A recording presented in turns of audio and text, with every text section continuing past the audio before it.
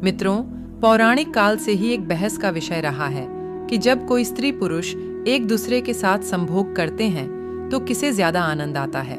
मित्रों, आज भी विज्ञान 100% ये पता नहीं लगा पाया है कि संभोग के दौरान स्त्री और पुरुष में से कौन ज्यादा इसका आनंद लेता है।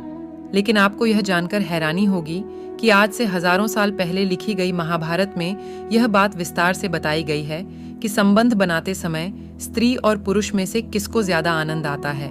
आज के इस वीडियो में हम आपको महाभारत में वर्णित इस कथा के बारे में बताने जा रहे हैं। तो नमस्कार मित्रों, हमारे YouTube चैनल सनातनी काया पर आपका स्वागत है। महाभारत में वर्णित कथा के अनुसार एक बार पांडुपुत्र युधिष्ठिर अपने पितामह भीष्म के पास पहुंचे और उन्हें प्रणाम किया। तब पितामह भीष्म ने उन्हें आशीर्वाद देते हुए पूछा, हे वत्स, तुम चिंतित लग रहे हो, बताओ क्या बात है। तब युधिष्ठिर ने कहा, पितामह, मैं एक दुविधा में फंस गया हूँ, क्या आप उसे सुलझाने की कृपा करेंगे।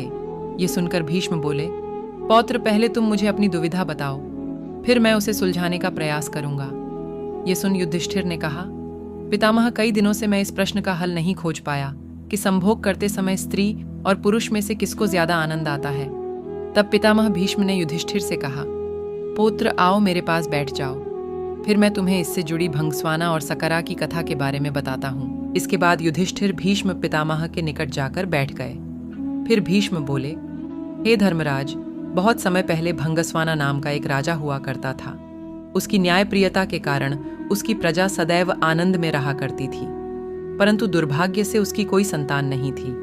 एक बार पुत्र की इच्छा में राजा भंगस्वाना ने एक यज्ञ का अनुष्ठान किया जिसका नाम अग्निकटुता था।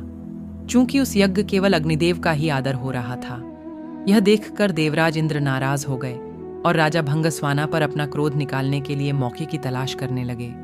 परंतु बहुत दिनों तक राजा भंगस्वाना से यज्ञ में कोई गलती नहीं हुई, जिसके बाद देवराज इंद्र का क्रोध और बढ़ा गया।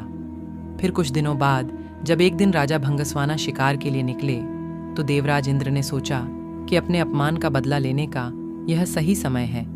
और फिर जब राजा भंगस्वाना जंगल पहुंचे तो इंद्र ने उन पर सम्मोहन मंत्र छोड़ दिया, जिससे वह राजा अपना सुध बुद्ध खो बैठा और उस जंगल में इधर उधर भटकने लगा। सुध बुद्ध खो देने के कारण राजा भंगस्वाना को न तो दिशा की समझ रह गई थी और न ही उसे अपने सैनिक दिख रहे थे। इस तरह राजा भंगस्वाना कुछ देर बाद अपने सैनिकों से बहुत दूर चले गए। राजा को अब प्यास भी लगने लगी थी। फिर उसे एक छोटी सी नदी दिखाई दी जो बड़ी ही सुंदर लग रही थी। नदी को देखकर राजा उसकी ओर बढ़ा और फिर पहले उसने अपने घोड़े को पानी पिलाया और खुद पानी पीने के लिए नदी के पानी में प्रवेश किया। परंतु राजा के पानी में प्रवेश करते ही उसका शरीर धीरे धीरे बदलने लगा और देखते ही देखते राजा भंगस्वाना एक स्त्री में बदल गया, जिसके बाद राजा भंगस्वाना को खुद पर शर्म आने लगी और वह जोर जोर से रोने लगा। उसे यह समझ नहीं आ रहा था कि आखिर किस कर्म के कारण उसके साथ यह सब हुआ है। फिर भंगस्वाना मन ही मन ईश्वर से कहने लगा, हे प्रभु, आपने यह कैसा अनर्थ कर दिया है। इस रूप को लेकर मैं अपने राज्य वापस कैसे जाऊंगा। अभी कुछ दिन पहले ही मुझे अग्निकटुता यज्ञ से 100 पुत्रों की प्राप्ति हुई है, उनसे मैं क्या कहूंगा। और तो और महल में मेरी रानी मेरी प्रतीक्षा कर रही होगी, उनके सामने इस रूप में कैसे जाऊंगा। हे ईश्वर, आपने तो मुझसे राजपाट के साथ साथ मेरा पौरुष भी ले लिया, साथ ही मेरी प्रजा का क्या होगा। फिर काफी देर तक इस तरह से विलाप करने के बाद वह राजा अपने राज्य वापस लौटा। उधर राजा भंगस्वाना ने जब स्त्री रूप में अपने राज्य में प्रवेश किया तो उसे देखकर सभी लोग हैरान हो गए।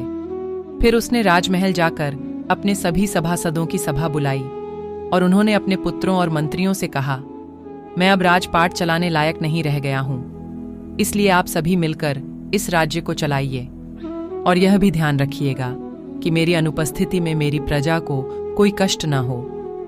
मैं अपना बाकी का जीवन वन में बिताऊंगा। इतना कहकर राजा भंगस्वाना अपनी रानी से जाकर मिले और फिर वे जंगल की ओर चले गए। वन में जाकर स्त्री रूपी वह राजा एक तपस्वी के आश्रम में जाकर रहने लगे। फिर कुछ सालों बाद उन्होंने उस तपस्वी के कई पुत्रों को जन्म दिया और जब वे बड़े हुए तो राजा भंगस्वाना उन्हें अपने राज्य ले गए और वहां जाकर पहले से मौजूद अपने पुत्रों से कहा, जब मैं पुरुष था तो जैसे तुम सभी मेरे पुत्र हो, वैसे ही मेरे स्त्री रूप में भी ये सभी मेरे पुत्र हैं। लो, अपने भाइयों को संभालो। उसके बाद राजा भंगस्वाना के सभी पुत्र मिलकर रहने लगे। उधर जब देवराज इंद्र ने देखा कि राजा भंगस्वाना इतना अपमानित होने के बाद भी अपने बच्चों के साथ सुखपूर्वक रह रहा है, तो उनका क्रोध और बढ़ गया और फिर उनके मन में प्रतिशोध की भावना जागृत हो चली।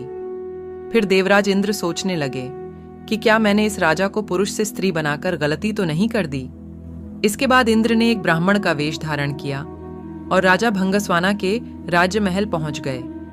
राजमहल पहुंचकर देवराज इंद्र उन भाइयों के बीच फूट डालने के उद्देश्य से उनके कान भरने शुरू कर दिए। कुछ दिन के बाद इंद्र की यह योजना सफल हो गई और राजा भंगस्वाना के सभी पुत्र आपस में ही लड़ने लगे और देखते ही देखते सभी ने एक दूसरे को मार डाला। इधर इस बात का जैसे ही भंगस्वाना को पता चला, वे शोकाकुल हो उठे और पुत्र के वियोग में जोर जोर से रोने लगे। तभी ब्राह्मण वेश में इंद्रदेव उनके पास पहुंचे और उससे पूछा, पुत्री, तुम रो क्यों रही हो?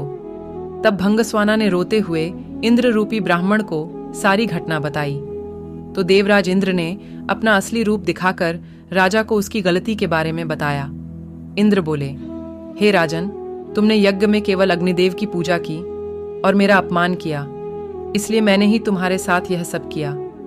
देवराज इंद्र के मुख से ऐसी बातें सुनकर भंगस्वाना उनके चरण पकड़ते हुए बोले, हे देवेंद्र, अनजाने में मुझसे बड़ा अपराध हो गया, कृपया कर मुझे क्षमा कर दें। यह देखकर इंद्र को दया आ गई और उन्होंने राजा को वरदान देते हुए कहा, हे स्त्री रूपी राजन, तुम अपने सभी पुत्रों में किसी एक को जीवित देख सकते हो। तब भंगस्वाना ने कहा, हे देवेंद्र, अगर ऐसी बात है तो मैंने स्त्री रूप में जिन पुत्रों को जन्म दिया था उनमें से किसी एक को जीवित कर दीजिए। ये सुन इंद्र हैरान हो गए और फिर उसका कारण पूछा।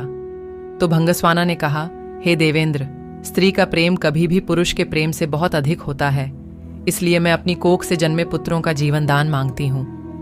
राजा भंगस्वाना की बातें सुनकर इंद्र प्रसन्न हो गए और उन्होंने राजा के सभी पुत्रों को जीवित कर दिया। फिर उन्होंने राजा भंगस्वाना को पुरुष रूप में परिवर्तित होने का वरदान दिया, परंतु स्त्री रूपी राजा भंगस्वाना ने इंद्र से कहा, हे देवराज, मैं स्त्री रूप में ही खुश हूँ और अपने जीवन के अंत तक स्त्री ही रहना चाहती हूँ। यह सुनकर इंद्र ने उससे पूछा, राजन, तुम पुरुष बनकर अपना राजपाट नहीं संभालना चाहते? तो भंगस्वाना बोले, नहीं, क्योंकि संभोग के समय स्त्री को पुरुष से कई गुना ज्यादा आनंद और सुख मिलता है, इसलिए मैं स्त्री ही रहना चाहती हूँ। यह सुनकर इंद्र ने तथास्तु कहा और वहां से अंतर्ध्यान हो गए। इस तरह कथा समाप्त होने के बाद भीष्म ने युधिष्ठिर से कहा कि हे पौत्र, अब तो तुम्हें समझ आ गया होगा कि स्त्री को संभोग के समय पुरुष से ज्यादा आनंद आता है। तो मित्रों, उम्मीद करती हूं कि आप युधिष्ठिर की तरह इस बात को समझ गए होंगे कि संभोग के समय स्त्री और पुरुष में कौन ज्यादा आनंद प्राप्त करता है। अगर समझ गए हो तो नीचे कमेंट करके जरूर बताएं। साथ ही अगर आपको हमारी ये वीडियो अच्छी लगी हो तो इसे ज्यादा से ज्यादा लाइक शेयर करें। वीडियो में अंत तक बने रहने के लिए आपका बहुत बहुत धन्यवाद।